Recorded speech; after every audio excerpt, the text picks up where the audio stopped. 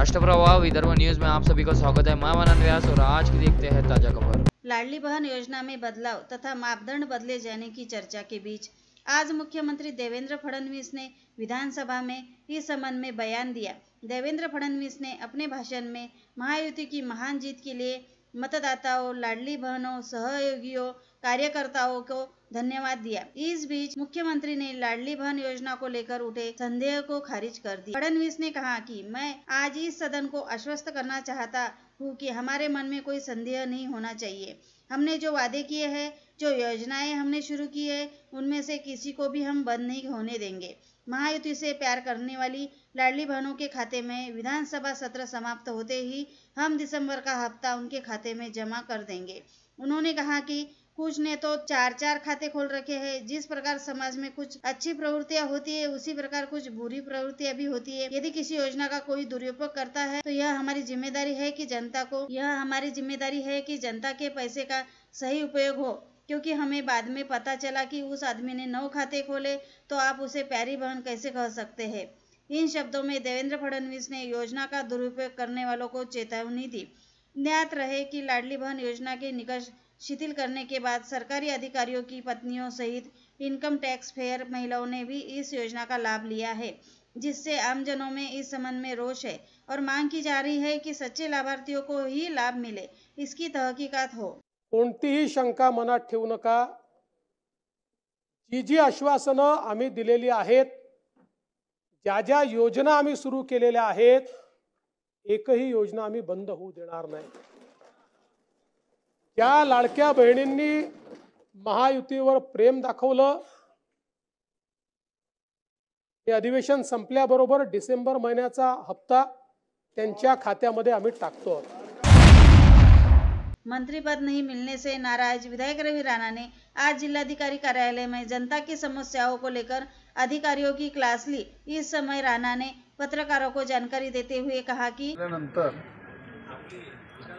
शेतकरी, शेतमजूर, महिला, अपंग, अंध, मतिमंद सर्वसामान्य जनतेसाठी जिल्हा अधिकारी कार्यालयात जनता दरबार ठेवला।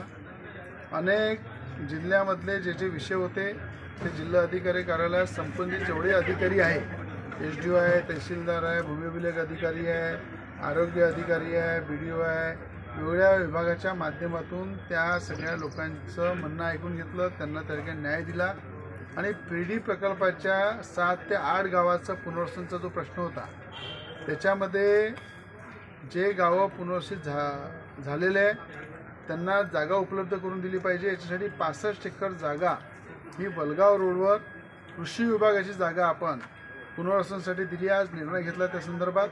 आज अनेक वर्षापासून रखडलेला पुनर्वसनाचा प्रश्न तो निकाली काढला। नागपुर में चल रहे विधानमंडल के शीतकालीन सत्र के अवसर पर मुख्यमंत्री देवेंद्र फडणवीस, उप मुख्यमंत्री एकनाथ शिंदे, प्रदेश अध्यक्ष चंद्रशेखर बावनकुले सहित संघ के सभी विधायकों को संघ के हेडगेवार स्मृति भवन क्षेत्र में आमंत्रित किया गया था। इस मौके पर बीजेपी समेत शिंदे गुट के ज्यादातर विधायक मौजूद रहे। दिलचस्प बात यह है कि इस मौके पर एनसीपी के 2 विधायक राजू कारेमोरे और राजेंद्र बडोले मौजूद थे, लेकिन अजित दादा समेत एनसीपी के सभी प्रमुख नेताओं ने संघ का निमंत्रण ठुकरा दिया। आद्य सर संघ संचालक डॉक्टर केशव बलीराव पंत हेडगेवार और गोलवलकर गुरुजी की समाधि के दर्शन करने के बाद स्मृति भवन क्षेत्र के महर्षि व्यास सभागृह में सभी विधायकों को संघ के कार्य का विस्तार कैसे हुआ, इसकी जानकारी दी। उस समय प्रचारकों ने किन परिस्थितियों में कार्य किया तथा संघ की शाखाओं के बारे में जानकारी दी। उन्होंने आशा व्यक्त की कि संघ सदैव देश हित के लिए कार्य कर रहा है। इस अवसर पर मंच पर विदर्भ प्रांत संघ संचालक दीपक तामशेट्टीवार, महानगर संघ संचालक राजेश लोया, महानगर संघ संचालक चंद्रशेखर बावनकुले उपस्थित थे। हिंदू रक्षा समिति गोवर्धन भवन खड़पा बांध गोवा में आयोजित हिंदू जन जागृति शिरकत करने पहुंची हिंदू शेरनी पूर्व सांसद नवनीत राणा का गोवा के मुख्यमंत्री प्रमोद सावंत ने उनका स्वागत किया।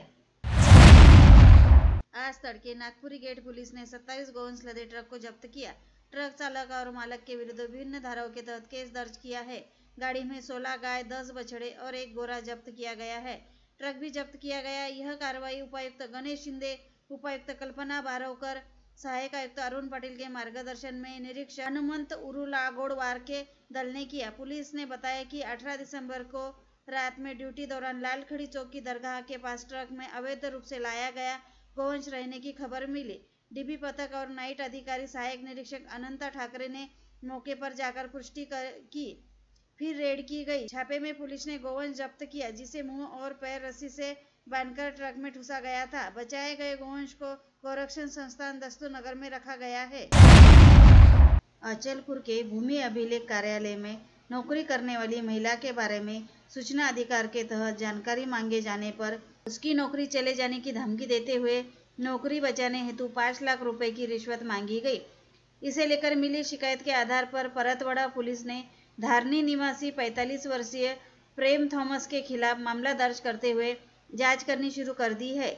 इस संदर्भ में दर्ज कराई गई शिकायत के मुताबिक भूमि अभिलेख कार्यालय में नौकरी करने वाली 40 वर्षीय महिला को प्रेम थॉमस ने 17 दिसंबर की दोपहर भूमि अभिलेख कार्यालय के बाहर बुलाया और कहा कि उसने उक्त महिला का पूरा रिकॉर्ड सूचना अधिकार अधिनियम के तहत भूमि अभिलेख कार्यालय से मांगा है और यह रिकॉर्ड सामने आने पर उसकी नौकरी जा सकती है।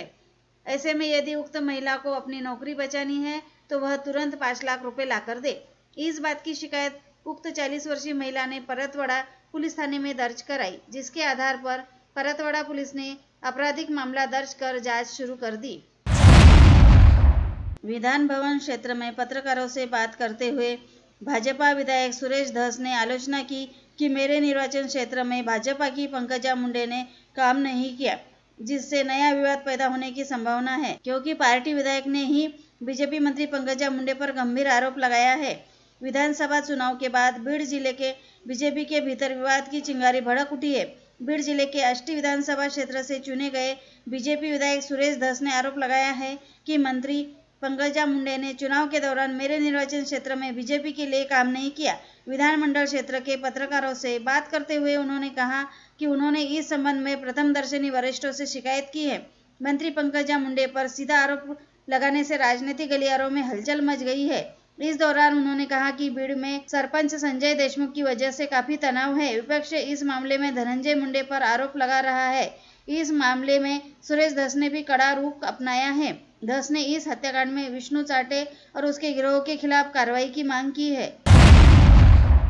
कपिल नगर पुलिस स्टेशन सीमा के खसाड़ा मसाड़ा गांव में एक कंपनी मैनेजर के घर में 5 हथियारबंद लुटेरे खिड़की तोड़कर घर में घुस गए। परिवार के सदस्यों को बंदूक की नोक पर बंधक बना लिया और घर का कीमती सामान, नकदी, गहने समेत 11 लाख का सामान लूट लिया।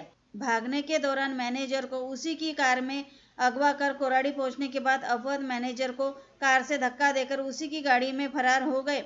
शहर में कानून व्यवस्था को खतरे में डालने वाली यह घटना सोमवार रात 2:30 बजे हुई।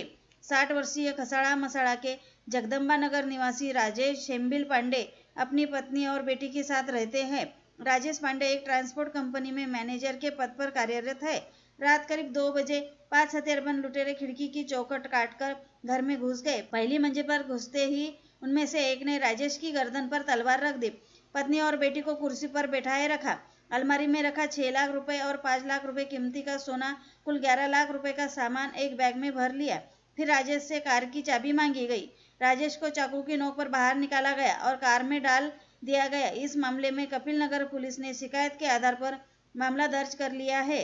पुलिस के अनुसार किसी ने लुटेरे को राजेश पांडे के घर में नकदी और सोने के आभूषण के बारे में जानकारी दी होंगी, इसीलिए लुटेरे ने साजिश रची और डकैती डाली। उम्मीद से कम सोना और नकदी की सूचना एक लुटेरे ने दूसरे को दी। चोर डीवीआर भी ले गए, जिसमें घर के सीसीटीवी फुटेज का भी स्टोरेज था। इसलिए आशंका है कि लुटेरे को घर में मौजूद सामान के बारे में पहले से ही जानकारी थी। युवाओं को रोजगार देने का लालच देकर प्रदेश में लाखों युवाओं को फर्जी नियुक्ति पत्र दिखाकर ठगा जा रहा है। दिलचस्प बात यह है कि जालसाज पूर्व केंद्रीय मंत्री नरेंद्र सिंह तोमर के नाम का इस्तेमाल कर रहे हैं। कांग्रेस नेता नितिन राउत ने विधानसभा में आज औचित्य का मुद्दा उठाते हुए कहा कि यह एक रैकेट है जो युवाओं को धोखा देता है। उन्होंने कहा, महाराष्ट्र में कई बेरोजगार युवाओं को भारत सरकार के Bokaro steel project, Jharkhand food corporation of India, Delhi steel authority of India limited जैसे अन्य सरकारी विभागों में नौकरी दिलाने का लालच देकर ठगा गया। 2018 को नागपुर के सीताबर्डी में रहने वाले अनूप चौधरी से 1 लाख की ठगी हुई थी। 11 अप्रैल 2023 को थाने में मामला दर्ज कराया गया था। ये बहुत बड़ा रैकेट है। इस रैकेट में महाराष्ट्र, केरल, राजस्थान, बिहार राज्यों के लाखों बेरोजगार युवा फंसे हुए हैं। इस संबंध में मामला दर्ज किया गया है, लेकिन आरोप पत्र दाखिल नहीं किया गया। डॉक्टर नितिन राउत ने मांग की कि अगर पुलिस अधिकारी दोषी है तो उनके खिलाफ भी मामला दर्ज किया जाना चाहिए। महाराष्ट्र जीवन प्राधिकरण के शहरी क्षेत्र में 1,03,000 अधिकृत कनेक्शन है। वही 10,000 से अधिक कनेक्शन अवैध होने की बात उप अभियंता संजय लेवरकर ने मान्य की है। मजिप्रा द्वारा दलालों पर कार्रवाई के निर्देश दिए गए हैं। कई अवैध कनेक्शन इन दलालों के कारण दिए जाने की जानकारी देते हुए बताया गया कि अवैध कनेक्शन के कारण मजिप्रा को घाटा हो रहा है। उसी प्रकार पानी का प्रेशर कम अधिक होने से अधिकृत उपभोक्ताओं को भी दिक्कत होती है। अमरावती बडनेरा क्षेत्र के उपभोक्ताओं को जलापूर्ति पर प्राधिकरण 50 करोड़ का खर्च कर रहा है, जबकि उसे केवल 30 करोड़ मिल रहे हैं। यह भी बताया गया है कि सरकारी कार्यालयों पर ही मजिप्रा के करोड़ों बिल बकाया है। इरविन अस्पताल पर 3 करोड़ की राशि बकाया है। महापालिका पर तो 60 करोड़ बकाया होने की जानकारी लेवरकर ने दी। और लेटेस्ट न्यूज़ देखने के लिए राष्ट्रप्रभा चैनल को लाइक और सब्सक्राइब कीजिए।